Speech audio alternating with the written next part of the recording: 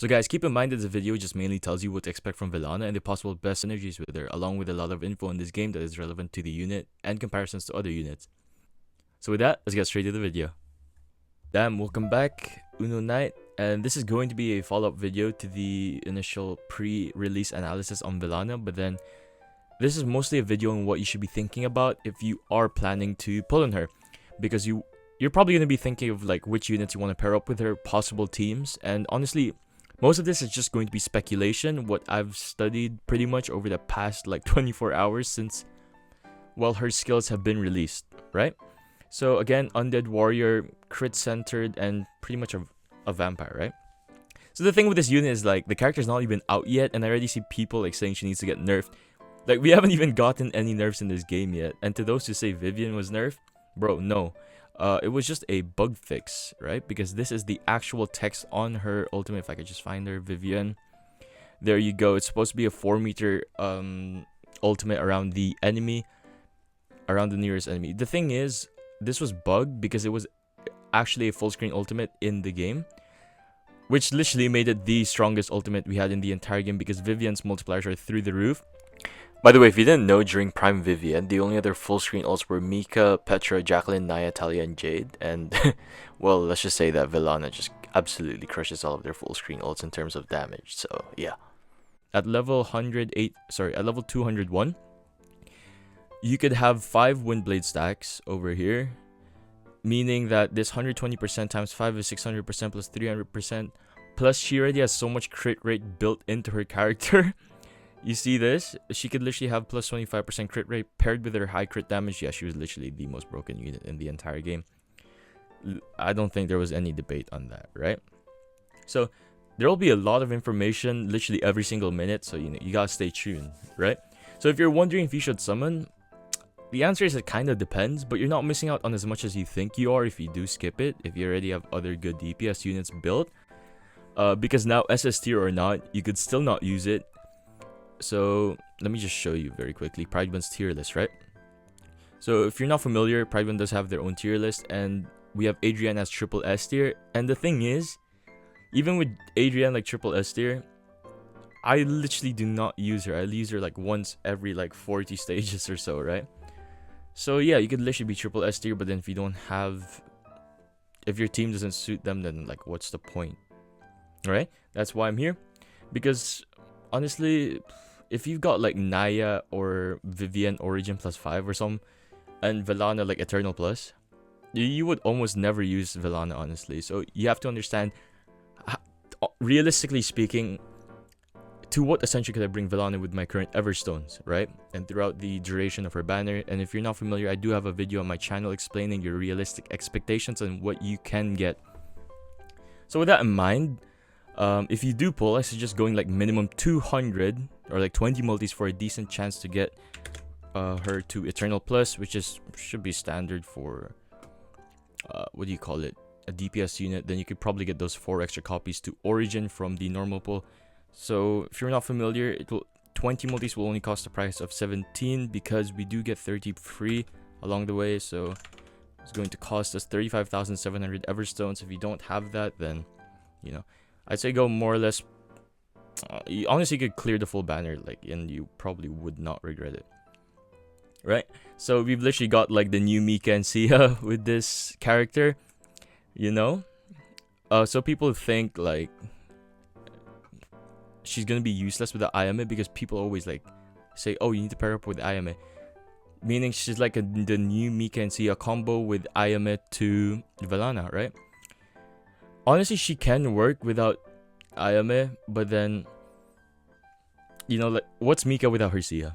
But I guess in this case, it's not as bad, alright, if you don't have Ayame. But then, at the same time, if you don't have Ayame, I'd say, like, keep your expectations low on the amount of damage this unit is going to do. But then she's still one of the best DPS units regardless, right? So she also does, like, really well with the Ayame because she does have the strongest full-screen ult in the game. We've done the calculations on this. If you're curious, again, we'll be using level 181 as our basis because that's pretty much standard. So, again, 260 plus 160 because we have damage changes additional to 160%. And then times 2 because your crit damage will probably be plus 100%. This will be more or less depending on your damage, right? But the only one that's fixed is the bleed. Keep in mind that she is undead, so all her damage is multiplied by 1.25 against human-like characters, which is really good if you want to kill units such as Catherine and Claire, you know? Which is 60% times 6 because 2 seconds for 12 seconds, right? You see, the thing is, damage over time does not crit, so we could have had more damage for a full screen ult if this was the case. Now, even with that, she completely eclipses Talia because Talia's is 310% plus 225%. And honestly, most people will probably have her multiplier like 380% or so, right? Because they don't have the artifact maxed out and they probably don't have Talia level 201.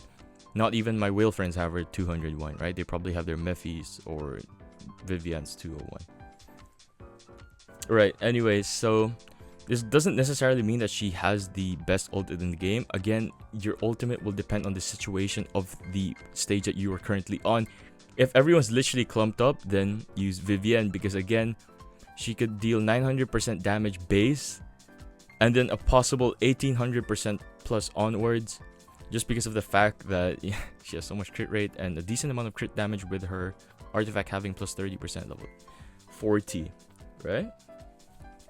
So the sad, oh yeah, speaking of the artifact, she does not get crit damage here, so yeah, that's kind of peak. But again, if everyone's like spread out, then you could use Velanna. People are saying that, oh, bleed's not that good because you know you could just cleanse. No, this one's not cleansable. Okay, cannot be cured.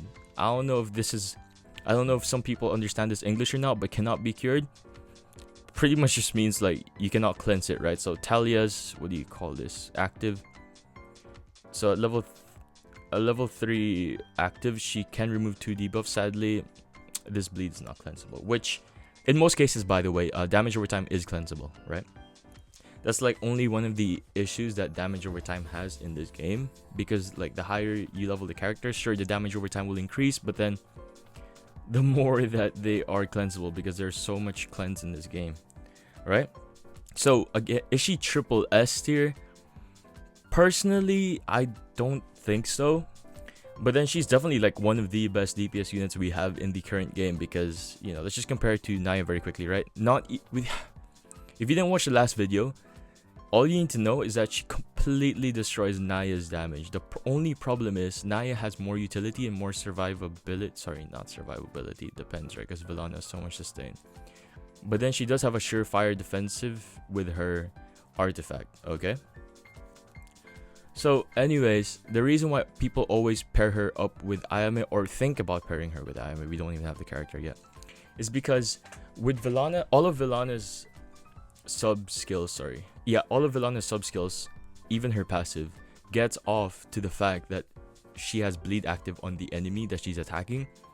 But then she only has one bleeding ability off the ultimate. Now, this isn't to say like this thing's a bad thing, because it's actually a 2.5 meter radius. Doesn't sound that much, but then it's radius, bro, meaning the diameter is 5 meters, which is, it's okay. This also poses the difference between Velanna and Naya, because Naya does target the highest attacker, which is why she's also very valuable. See this? Highest attack and even potentially sleeping them, right? Velanna, she just goes ape mode on everyone. Literally, she doesn't care. She'll go for the tank if she wants to, right? But then that's why people say, this is probably a bad skill, because she's gonna be in the enemy's cheeks. Like, why wouldn't you not want that? Because end of the day, she might be at the back line and all of her skills will be targeted toward the back line, alright? That's literally what I'm thinking in my head right now. Anyways, I got sidetracked. Basically, Ayame has 3 bleeds. Everything here except Encroaching Knight. Okay? Because Encroaching Knight just has a different dot with it. If you don't have Ayame, basically like the enemy's just gonna be standing there still. Oh, that's actually a really good thing if you pair it with Velanna, because Velanna has lots of circle stuff. Anyways, you get the point, right? So this poses a question: what if you do not have Ayame, right? Let me just close that tab very quickly. Well, you know, it's still strong, because end of the day, you don't want your entire team to be centered around one DPS unit, because what if Velanna dies, right? Because as much as I love her skill, she's gonna get in these enemies' cheeks. she is still susceptible to dying very quickly because of that, especially if she's underleveled or underascended. That's why we need to think of things that keep her alive and at the same time make your team function even without Velanna. So, obviously, we'll start off with Ayame and Velanna first. We'll talk about team building theory now. So, arguably the best combination that we have on paper for now, because like you have so many possibilities with this. People will be like, oh, but then you have Undead and Demon. What about the other 3 units for Resonance? If you're not familiar, there's actually a one of each faction type of Resonance, which is like 25% attack and 10% defense. I'll probably put a screenshot here just in case you guys don't know what that looks like. So it may not be the best, but it is certainly like fun to play around with, right? So if you're a bit iffy about the lower defense, the was it 10%, right? 10% defense, which is literally less than a 3+2. You can literally rectify that with, sorry, this is not Clara. There we go. Because Clara does have a defense buff to all allies, 28%. Right? This is literally her counterpart to Talia's, which is the attack and defense. It's just that Clara has a lot more like defense added onto it with no attack. Okay? Then for that, we'll have Catherine or Claire for human. And then Talia or Chloe, depending on which healer tank combo you want. And there, you'd have the one of each faction. So yeah, again, pretty fun to work with. You know, if not, you could also try like a 4-piece, but I personally would not recommend it since your team would probably die very quickly. Since if I could just find her, where is her? Since Petra, alright? Petra does not have a taunt, if I'm not mistaken. Let me just... She has taunt? Wait, what does it say taunter here? There's literally only one taunt. Okay, anyways. She doesn't really have a good taunt either way. So in this case, you'll probably like go for Claire, Catherine, Mephi, Gio, where Gio is like a sub when lacking sustain, or Talia and Chloe, Vivienne. Right?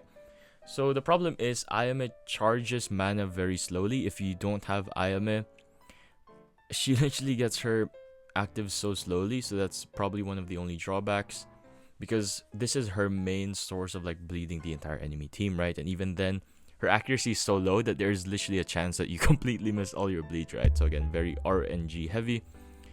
And if Velanna gets her active first, you'll miss out on a lot, right?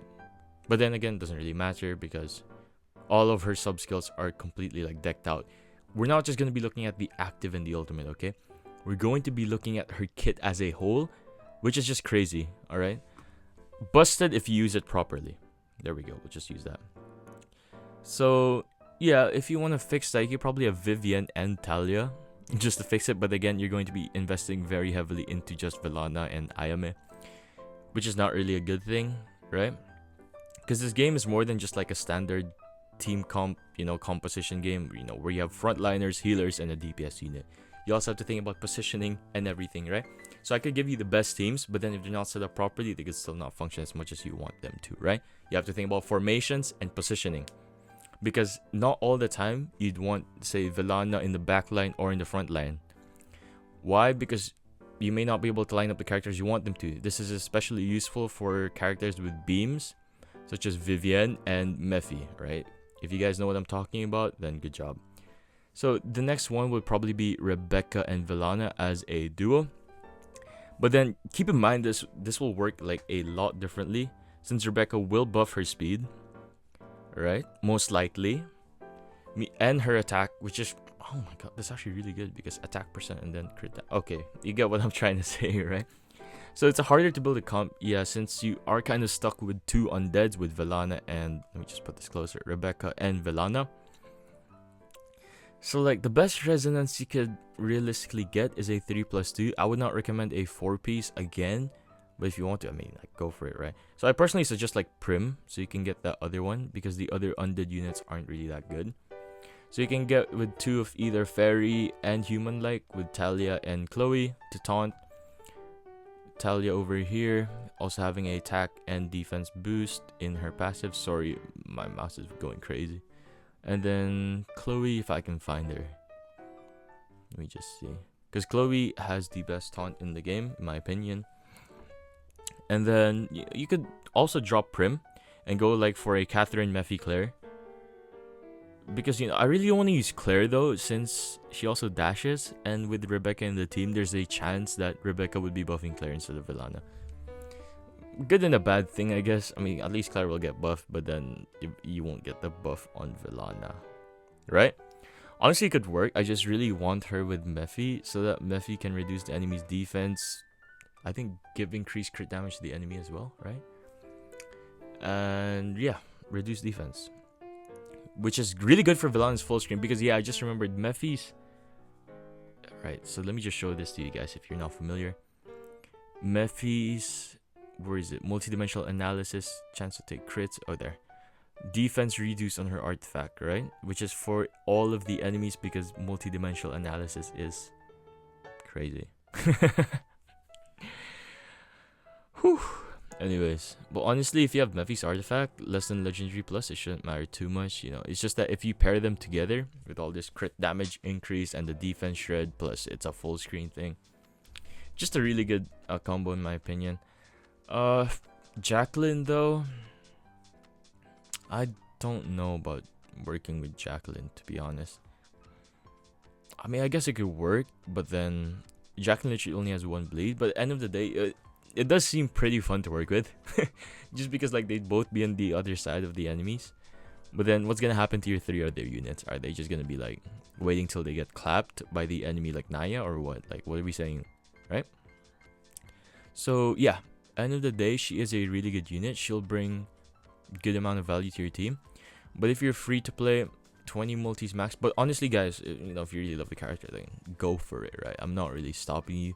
I'm just gonna be giving you the expectations you have before going into like pulling her.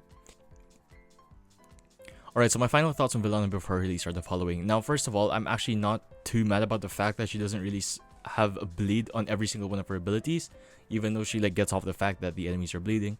Just because of the fact that if she actually had bleed on every single one of her attacks, then her kit will be overtuned and it would not be fair, because they take it out. They probably sacrifice someone for crit damage and attack multipliers in the process. So somewhat balanced. She is somewhat of a balanced unit. She's just balanced in general. And she's definitely one of the best DPS units we have in the game currently. But it's also because she is a DPS unit that she's easily replaceable in current content and future content. When it comes to future content, there's a possibility that the unit will easily get power crept in general, right? It's just a fact of many gacha games. That's how this game keeps on making money. So you pull for better units. And for current content, honestly, with like some stages, you cannot use every single DPS unit in like every single form of content, right? Because sometimes some units can only use their ults, are only good with their ults, but then there's some content where ult is not available, such as Arena. So Arena tier list will be different from PvE tier lists. And well, units such as Naya, even though she's definitely one of the best units we have in the game, we cannot really use her in the Corrupted Chloe event just because she's single target. The opponent is single target and Naya is pretty much AoE with lots of utility for the team when it comes to fighting a full enemy team. And we do not have her turn data yet, so this is really important to take note of, because turn data is very important because of the fact that this makes some characters even more useful than they already are, such as Talia being a soft counter to Adrian, because she casts this accuracy decrease to the enemy right before Adrian uses her annoying hook. And if you've ever fought Adrian, you already know you want to like dodge this as much as you can. So this is where Talia comes into play. Now it's still RNG end of the day, but then that's why it is a soft counter, because I don't know, 1 in like 5 runs, don't quote me on that, 1 in 5 runs, like Talia will be able to force Adrian to miss her hook.